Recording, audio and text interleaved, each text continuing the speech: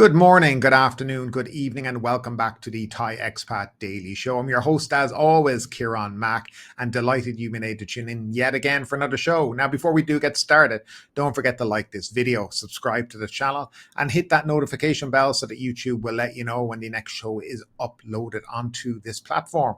Now, if you want to support the show, and there's many reasons to do so, the best way to do is just become a channel member by hitting the join button down below in the description. And finally, keep an eye out for this Sunday where we will be uploading our interview with a lovely young lady from Krabi called Kalim. We had a lovely conversation for over an hour a couple of weeks ago, and we're going to be bringing to you that this weekend, so hopefully you'll enjoy that. But now that's all done and dusted, let's jump into the top stories trending here in Thailand. A man of Iraqi origin has been arrested for overstaying his visa in Thailand. Officers later discovered he had a criminal record for attempted murder in Germany.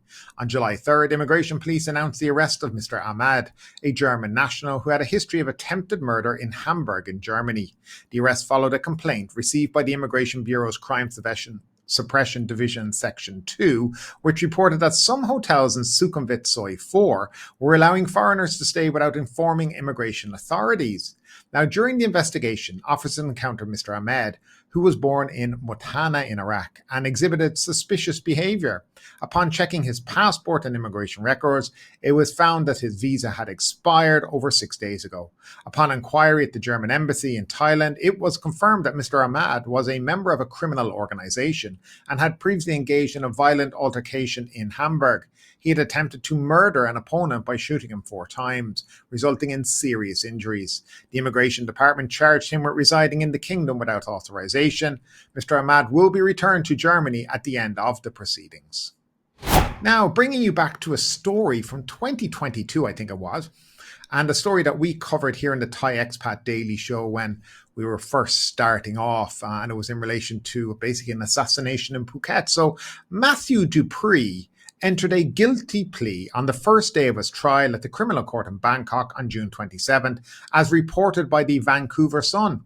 Dupree admitted to his involvement in the targeted hit at a beachfront resort on the holiday southern island of Phuket, according to Sergeant Brenda Winpenny of the Anti-Gang Combined Forces Special Enforcement Unit in British Columbia, and that was reported by the Bangkok Post recently. The incident involved the shooting of Jimmy Slice Sandhu by 2 foreign men who were captured on security video outside the beachfront hotel in Rawai on the night of February 4th, 2022.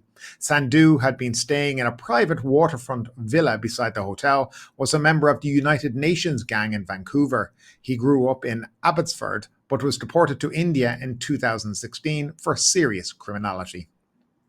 So I suspect a deal has been done where he's basically admitted to killing Jimmy the Slice Sandhu. What I really note and what's interesting about this is something we never see is follow-ups on cases here in Thailand. And it's very, very rare that we do see follow-ups, which I find very peculiar. And the only reason we have this follow-up today is because it was published by the Vancouver Sun and picked up by the Bangkok Post later.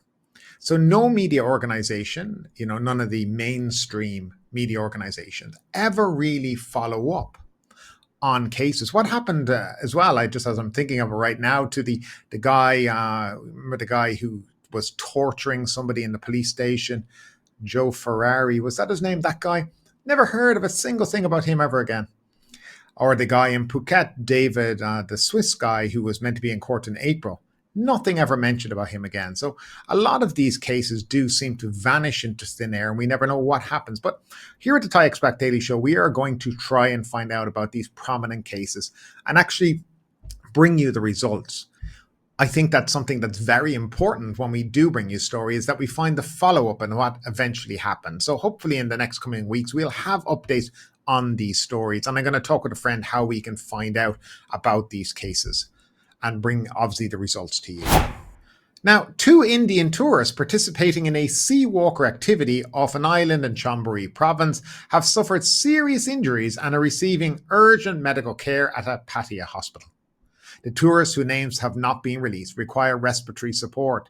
It is still unclear whether they became ill while underwater or when they were at the surface. Sea walking, which is becoming popular amongst tourists, involves wearing helmets that supply air while exploring the seabed at a depth of 7 to 10 meters. Each sea walking session costs between 8 and 900 baht for 15 to 20 minutes underwater. Police have revealed that there are about 17 firms providing this service, and Chonburi police are investigating all of them. Wutipong Wong In, director of the Marine and Coastal Resource Conservatory Division, said that participants were previously allowed to walk close to the coral line, but this permission was withdrawn after some people stepped on the corals. A clear space underwater of about 60 meters has been designated for this activity. Now, Wutipong added that tourists are now allowed to be underwater for a maximum of 10 minutes, while also noting that tourism laws do not yet cover this activity. So a tragic story, and something that's becoming all too familiar in Pattaya. Police Lieutenant Sanan Katanan, deputy investigator at Pattaya City Police Station, received a report at 22:30 on July 3rd about a person falling to their death from a high-rise condominium over 40 stories tall in the Banglamung district.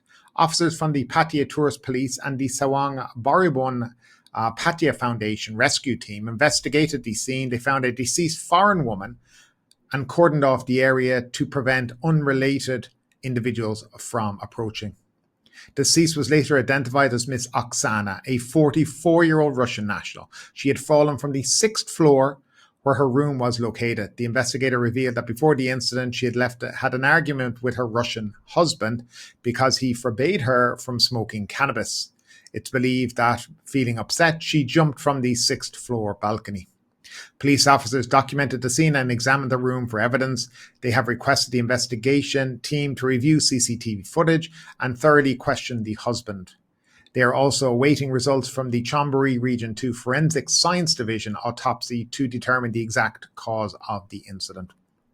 Now, very tragic. Rest in peace to this poor lady. But we're pretty much continuing off July as we did in June in Pattaya at the moment. I think we had 6 or 7 people jump off balconies in June in Pattaya. Now we're on the 4th day of July. We've had 1. But this seems to be something that's only going on in Pattaya. You don't hear about it happening in Phuket. You don't hear about it happening in Bangkok or anywhere else pretty much in Thailand, but only in Pattaya. And it's something that I find rather concerning. There is no real reason behind it. I'm not saying there's a conspiracy, but there's something odd and bizarre about it. And I'd love to know what you think about this whole situation.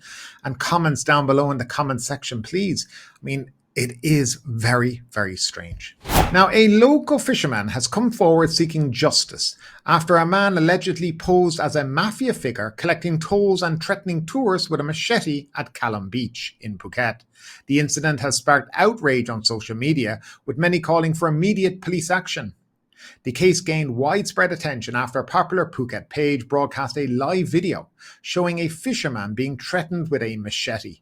The video quickly went viral, drawing comments such as "let's get to the end of it" and "why didn't the police arrest him?" The fisherman, Mr. Wood, captured the incident on video. He described how, on the day of the incident, he and his friend had been fishing at Kamala Beach before heading to Pa Prao near a local cafe. There they encountered a man in a white shirt and jeans demanding a toll of 50 baht per person. Mr. Wood recounted his confrontation with the toll collector, who claimed to be sent by the owner of bungalows in the area.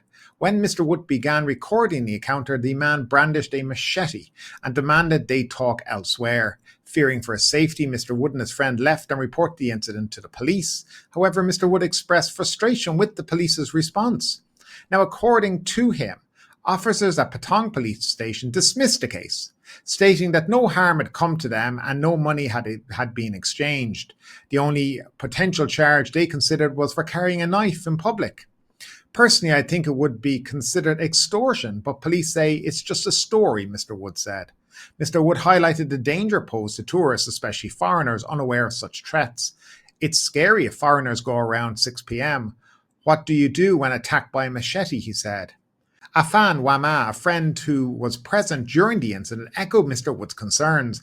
He stated that despite having video evidence showing the man holding machete and money, the police refused to file a report, deeming it hearsay. The incident occurred on Sunday around 4 p.m. Both Mr. Wood and Mr. Afan are urging the public to take the matter seriously and for authorities to ensure the safety of beachgoers here in Phuket.